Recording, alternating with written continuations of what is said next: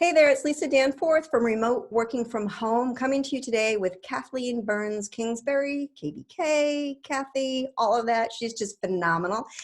Kathleen is a wealth psychology expert. She is an author of a ton of books, one of which is just absolutely fabulous. And she's also just an extreme outdoor activist. She just is well-rounded in so many areas. And today she's going to be talking to you. I'm just going to hand it over to you so you can take that over, because time management and priority management is my thing. So let's talk about money and emotions, Lisa, because money and emotions are running high. This has not been easy for anybody. So I've been spending a lot of time talking to people about, what do you need to do to calm yourself financially, and what are the steps you can take to use the title of my book, Break Money Silence Around Money, because it's really an important time to be, discussing it and getting support around your finances. So true. And it's so scary. The difficult part really is if we don't normally speak about finances, it's one of those, what is it? Politics, sex, and money. We just never. Taboo. Yes. Taboo. Let's just talk about them all right now. But I'm game.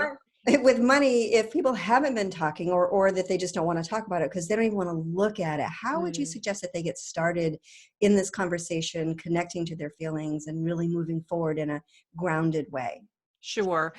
It's a great question. I think first and foremost, you do want to eventually have a conversation, but I think the first step is really identifying, what are you feeling? What are you thinking about money in this particular situation that we're going through?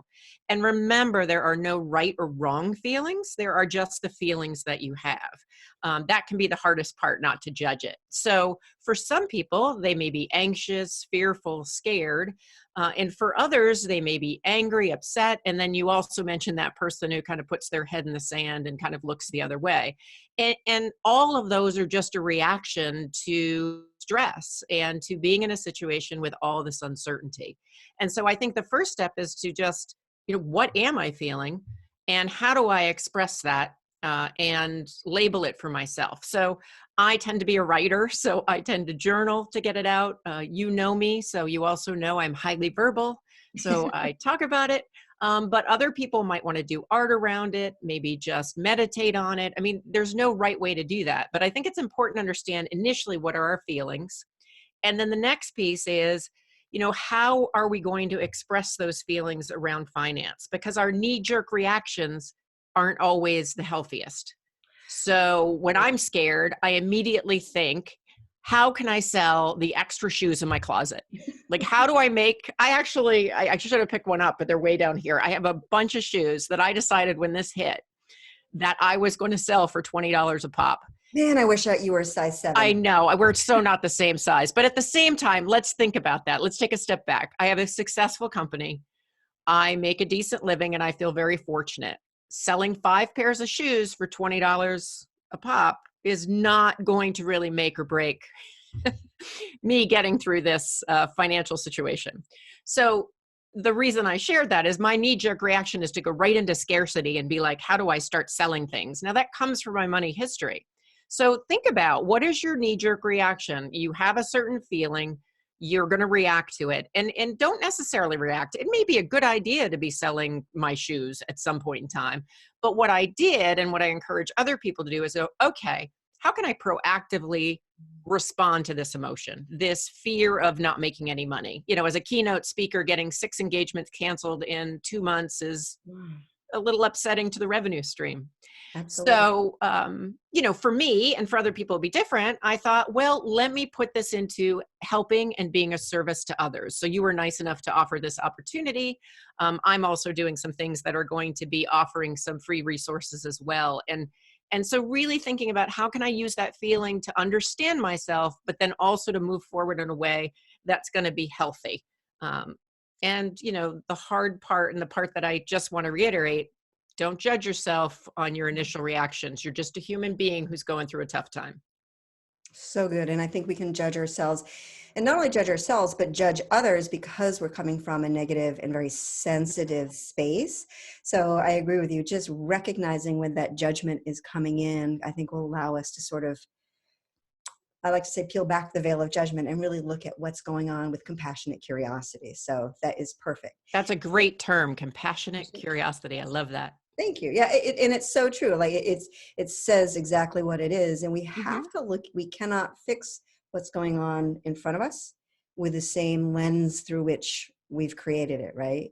So, speaking of that, how would you suggest that people lean into and start having those money conversations with their spouse, with their partners? How would you recommend that they get started, especially for those who are not used to having money Mm-hmm. conversations? Well, I think first and foremost to understand that people are all sensitive financially right now.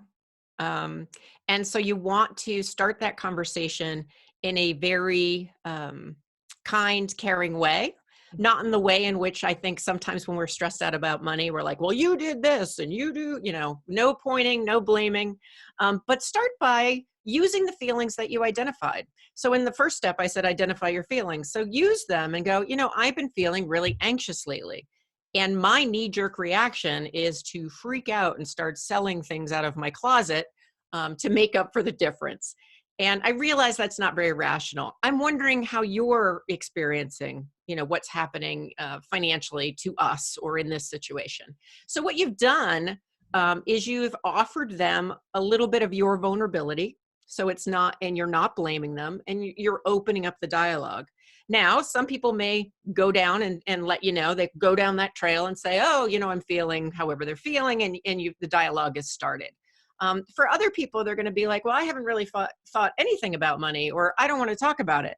And, suppose you get the I don't want to talk about it. Then you go, you know what? It is helpful for me to talk about it, but if you don't want to talk about it right now, one of the things I'd like to do is maybe check in with you in a day or two and see if you'd be a little bit more open to talking about it. So it's starting by being vulnerable, accepting that the other may not want to talk about money right at that particular moment, and coming back to it. So often opening up and breaking money silence isn't about one engagement, one interaction with somebody. It's about really kind of chipping away at it at the same time you're doing your own work around your relationship with money. Does that make sense?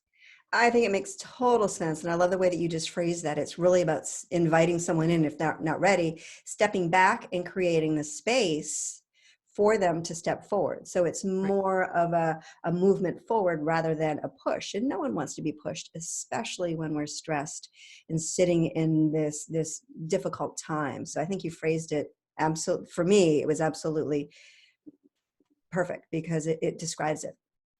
And I think the other piece to that, Lisa, I just want to add is, no matter what that other person is feeling, if they do decide to share what they're feeling or what they're thinking, it's that compassionate curiosity, I think is what you said. It's really being able to accept them where they're at and know that just because I might be feeling one way and my partner or my friend or my parent is feeling a different way doesn't make it wrong. It just makes it different.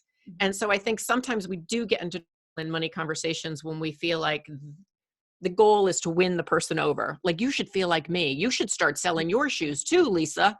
Get them out and we'll have a yard sale. Not everybody's going to feel the same way. And that's okay. That's great. That's a wonderful way of saying it.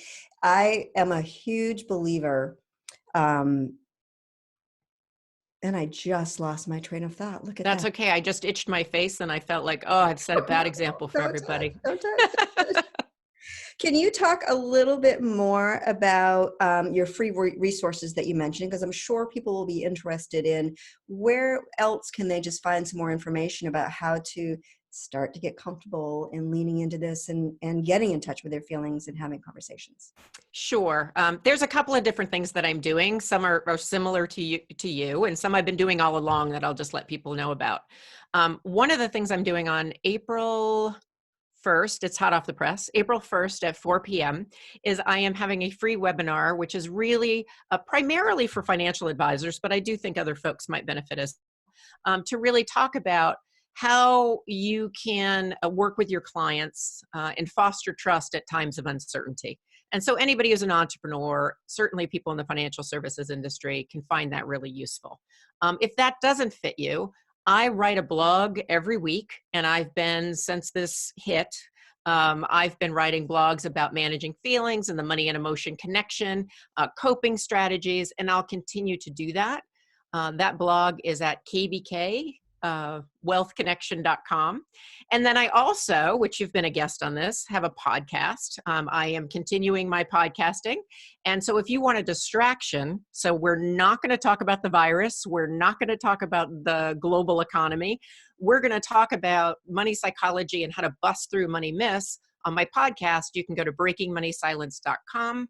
The podcast is there, or you can go to any of your favorite apps. You even can ask Alexa, which is super fun for me as someone who created the podcast. But it's a nice 20 minutes of, I'm going to listen, I'm going to learn a little bit about money, but I'm not going to be in the depths of what's going on right now, which is a pretty healthy coping strategy we should all use. I love that. And what just popped into my head as you were talking was it's all about social distancing, right? So if we want to start having that dialogue, reaching out to friends and whatnot, maybe creating a community, 2 or 3 of your friends that are going to get together and listen to, whether it's Kathleen's podcast, and then create a community of conversation around that, right? Jump on Zoom, have those conversations, start talking about it so that we can support each other and really being able to be vulnerable so that we can get the insights and the input that we want. But how cool would that be to have everyone listen to your podcast and then tease apart the different pieces that they can start implementing into their financial lives to support them financially as well as emotionally? That's great. Well, I love that. And if anybody does that, you certainly can keep your conversation private if you want, but I would love to have you ping me on Twitter or AM on Facebook and also on LinkedIn. Just let me know what you're finding out doing that, because you raise a good point. I think one of the things that's challenging, money psychology aside, about what we're going through is that it's a time where you really want to be close to people, but we've been told to be separate from people. Right. And so there's this push-pull. And I encourage people to get creative. You know, I've been sending more pictures to people. We're Zooming and connecting here on this. I've Zoomed and had wine with girlfriends or listen to my podcast and get together and do that. I think it's figuring out how to be creative in doing that. And that we don't need to not be connected. We just can't necessarily be in the same room right now. Right, right.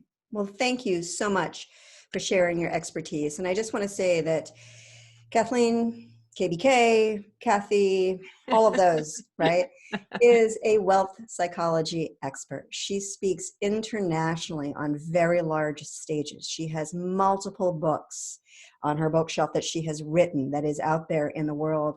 And she's still thinking about selling 5 pair of shoes. Right? So let's have some compassionate curiosity, right? So that we're all struggling. And I just love how vulnerable you were in sharing that, because that just shows that how important it is that if someone like you is having the struggle, the ones that are literally living paycheck to paycheck or month to month are really struggling as well. So please, if we could just have this is my whole thing. This is how it started, was my culture of caring, right? So pay it forward, have compassion, be generous. Peel back that judgment. When you find yourself judging yourself, whether it's for your finances or for your emotions or what other people are doing or spending, just step back and just have a little grace. All right.